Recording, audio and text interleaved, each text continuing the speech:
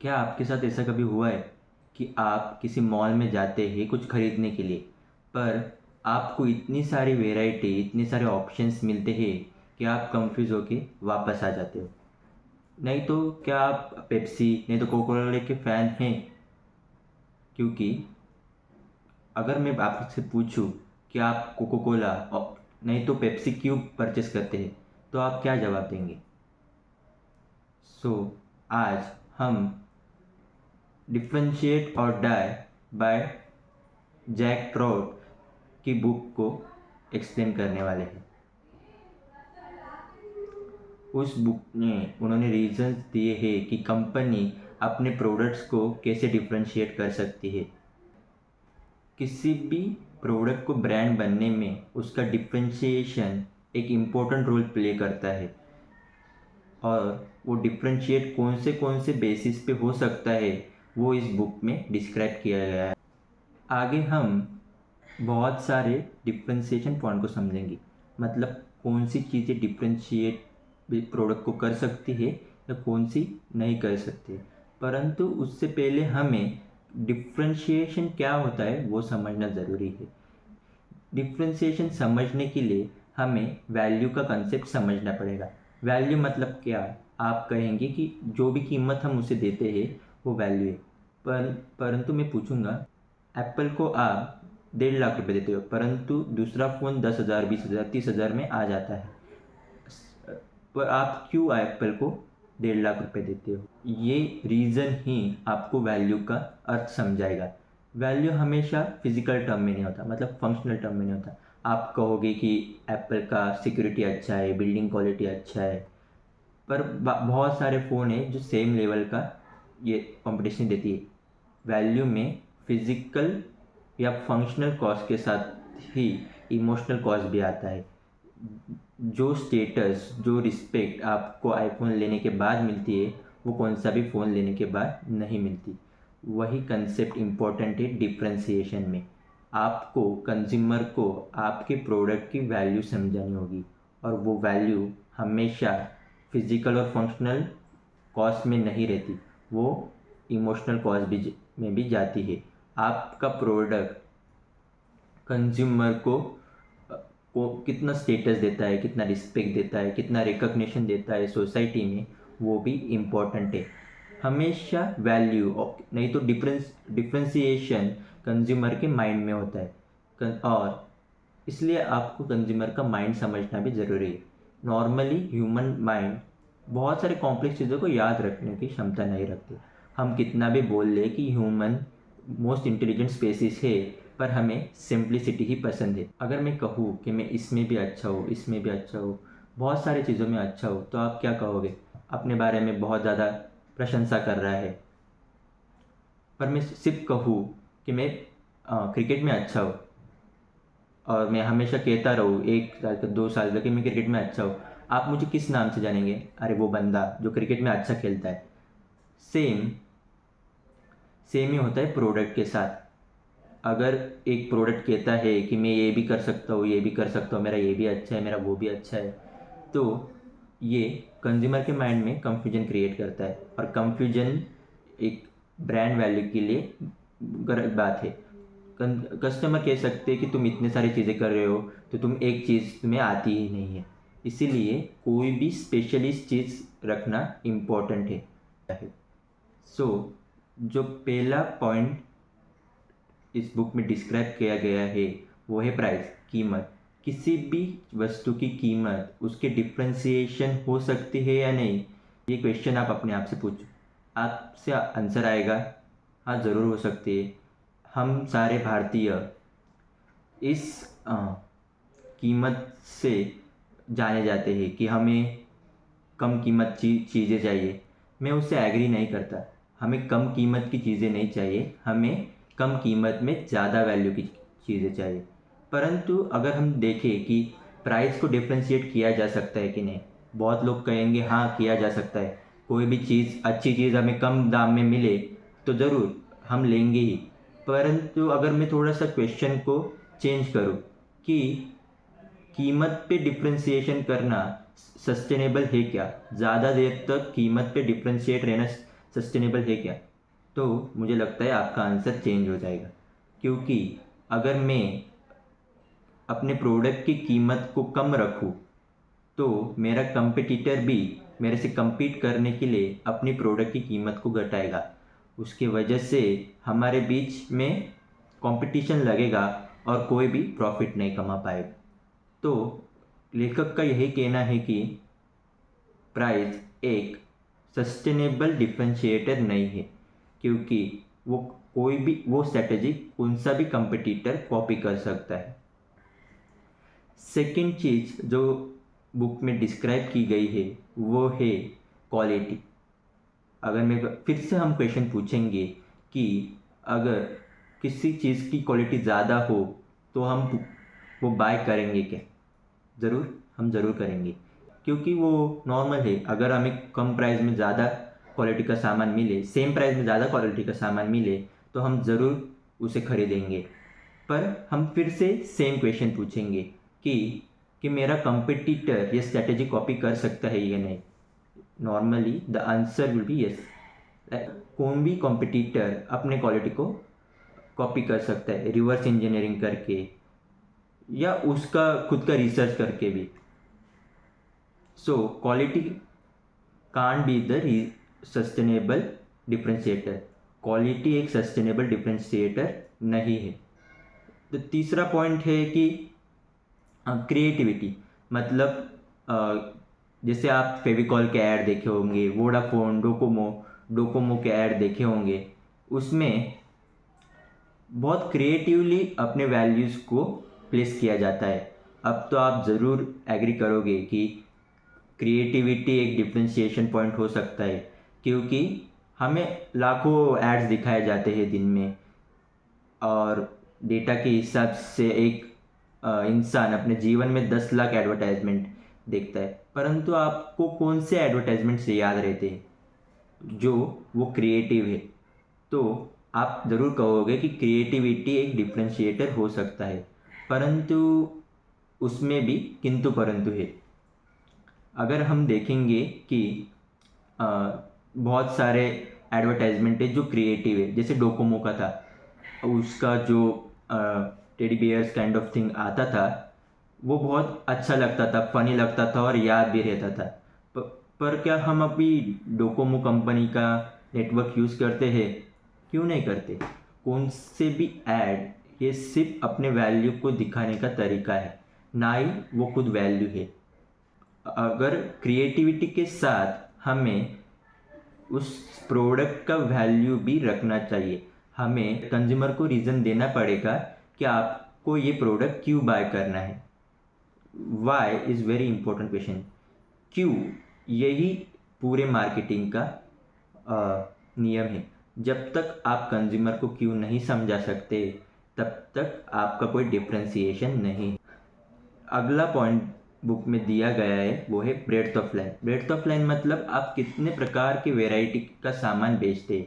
जैसे आप D mart जाते हैं, मॉल जाते हैं, बिग बाज़ार जाते हैं, वह बहुत सारे वैरायटी का सामान मिलता है, और बहुत बार आप इसलिए जाते हैं क्योंकि वहाँ बहुत सब कुछ आपको एक ही दुकान में मिल जाएगा। पर सिर्फ ये क्वालिटी क्या डिफरेंशिएटर बन सकती है?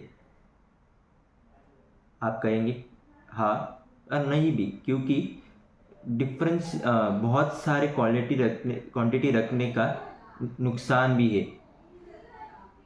वो नुकसान है कि इन्वेंटरी मैनेज करना पड़ता है, बहुत सारा transportation as well as storage cost लगता है। और फिर से द सिंपल क्वेश्चन, क्या कंपटीटर हमें कॉपी कर सकता है या नहीं? तो इसका आंसर है हाँ, कोई भी कंपटीटर हमें आके कॉपी कर सकता है बहुत सारे वैरायटी रखने में। इसलिए ब्रेड्थ ऑफ लाइन भी सस्टेनेबल डिफरेंशिएटर नहीं है। तो हमने अब तक देखा कि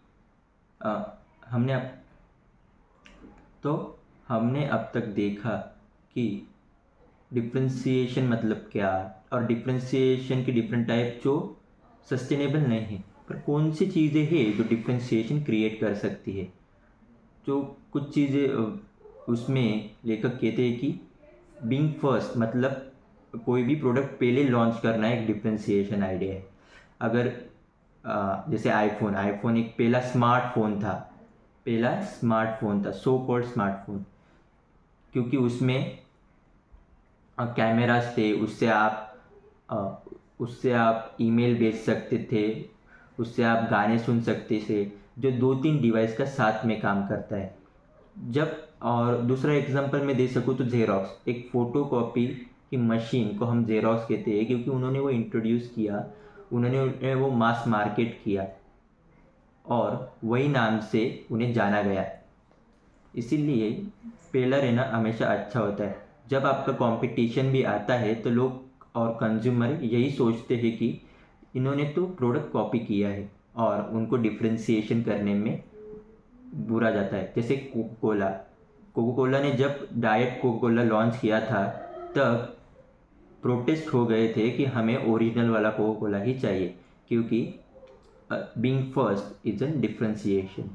सो हमेशा याद रखना कि कोई भी प्रोडक्ट जो मार्केट में नहीं है, वो इंट्रोड्यूस करने पे आपको एक अच्छा डिफ्रेंशिएशन पॉइंट मिलता है। और एक बड़ा इंटरेस्टिंग पॉइंट जो बुक में डिस्क्राइब किया गया है वो है एट्रीब्यूट ओनरशिप। एट्रीब्यूट ओनरशिप मतलब एक प्रोडक्ट कौन सी भी एक क्वालिटी को ओन कर लेता है। जैसे आईफोन का है सिक्योरिटी, सैमसंग का है लेटेस्ट टेक्नोलॉजी, इंटेल का है लेटेस्ट टेक्नोलॉजी। तो इसे एक एट्रीब्यूट ओन करके भी आप डिफ्रेंशिएशन क्रिएट कर सकते हैं। जब भी वो क्वालिटी का नाम या क्वालिटी से कोई रिलेटेड चीज़ कंज्यूमर के दिमाग में आए, तो आपका ब्रांड इमेज उसके साथ आना चाहिए। जब भी आपका ब्रांड नेम लिया जाए, तब वो एट्रीब्यूट उसके साथ जुड़ना चाहिए, तभी आप कंज्यूमर के माइंड में डिफ्रेंशिएशन पैदा कर सकते हो।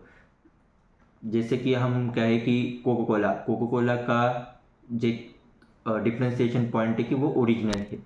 तो जब भी हम किसी से पूछे कि हमें कोको कोला क्यों परचेस करना चाहिए, या पूछे कि तुम कोको कोला क्यों परचेस करते हो, पेप्सी क्यों नहीं करते, तो उनका एक बेसिक सा आंसर रहता है कि ये ओरिजिनल है, इट्स क्लासिक, इट्स ओरिजिनल।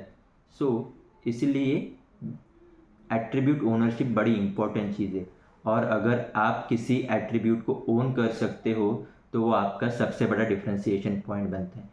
पर एट्रीब्यूट ओनरशिप में एक चीज़ ध्यान रखना ज़रूरी है कि वो एट्रीब्यूट किसी भी कंपटीशन से सेम नहीं होना चाहिए।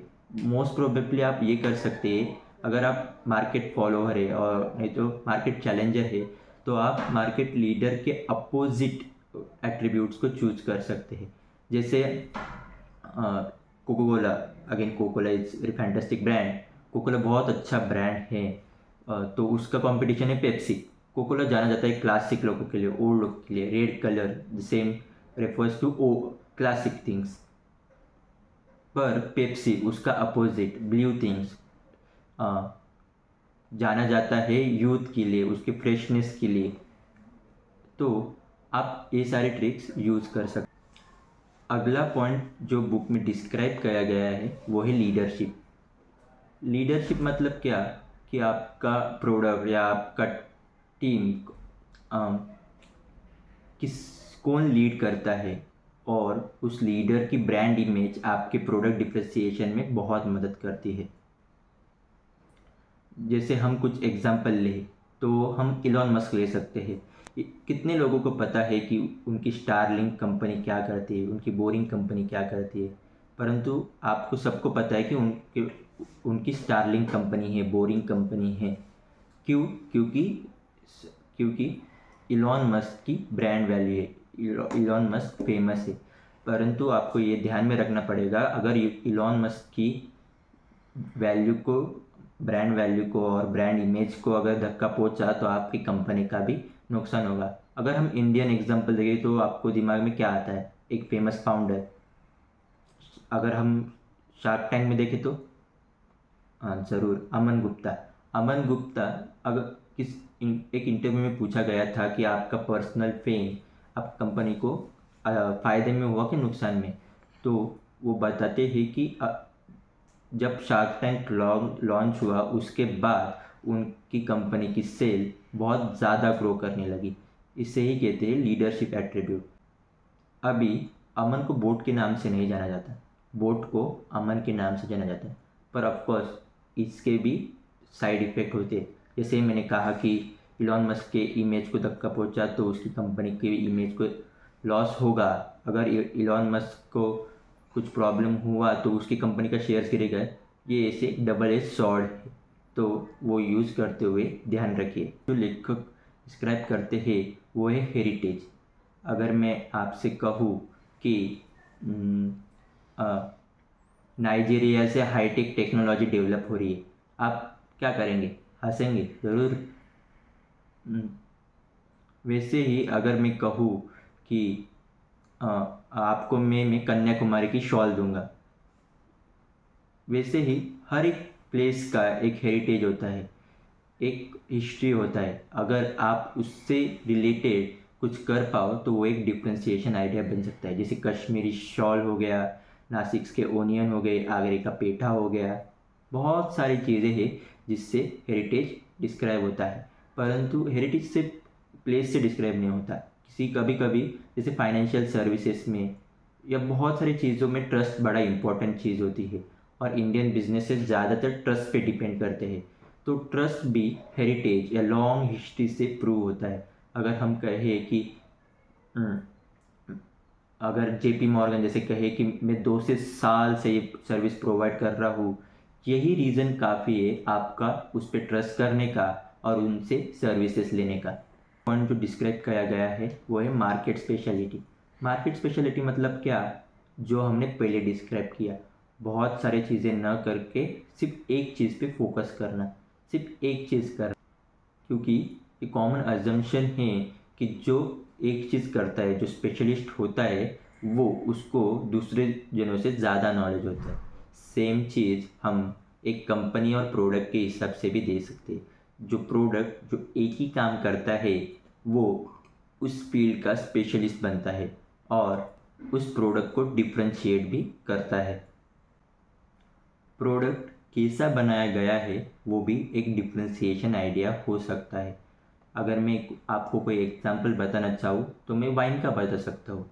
वो कैसी बनाई गई है, कितने साल तक रखी गई है, वो सब मायने रखता है उसकी कीमत में। वो सब उसको डिफ्रेंशिएट करता है। जो वाइन हमें टाइटैनिक से मिली थी वो बहुत महंगी सोल्ड हुई थी। वैसे ही बहुत सारी चीज़ें हैं जिन्होंने कैसे बनाई गई है उसके प्रोसेस मैटर करती है। अगर हम इंडियन एग्जांपल देखें तो हम कोल्हापुरी चप्पल ले सकते हैं। कोल्हापुरी चप्पल हैंडमेड होती है, उसके इम्परफेक्शन होते हैं और वो इम्परफेक्शन ही उसका डिफ्रेंशिएशन आइडिया बनते हैं। और एक डिफ्रेंशिएशन आइडिया हो सकता है बीइंग लेटेस्ट, मतलब आप कितनी नई टेक्नोलॉजी यूज़ करते हो। अगर कोई एग्जांपल आपको याद आ रहा हो तो मुझे तो अभी इंटेल याद आ रहा है।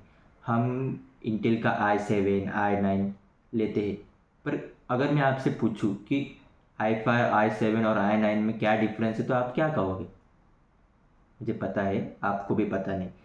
तो सिर्फ i5 i7 बोलने से भी, मतलब नई टेक्नोलॉजी इंट्रोड्यूस करने से कंज्यूमर को लगता है कि मैं एक न्यू एज पर्सन हूँ, मैं लेटेस्ट ज़िंदगी से रिलेटेड हूँ और मैं दूसरों से आगे हूँ, और वो चीज़ आपको एक प्रोडक्ट डिफ्रेंशिएशन क्रिएट करने में मदद करता है। चलो दोस्तों, इधर हम डिफ्रेंशिएट और डाई बुक का एक्सप्लेनेशन एंड कर रहे हैं। हमें सिर्फ 2 चीज़ें ध्यान रखनी है। पहला कि कस्टमर को रीज़न देना है प्रोडक्ट बाय करने का, और ऐसा डिफ्रेंशिएशन चूज़ करना है जो कंपटीटर कॉपी नहीं कर सकता। तो ये 2 चीज़ें इस बुक से हमें लेनी है, और मिलते हैं अगले वीडियो में।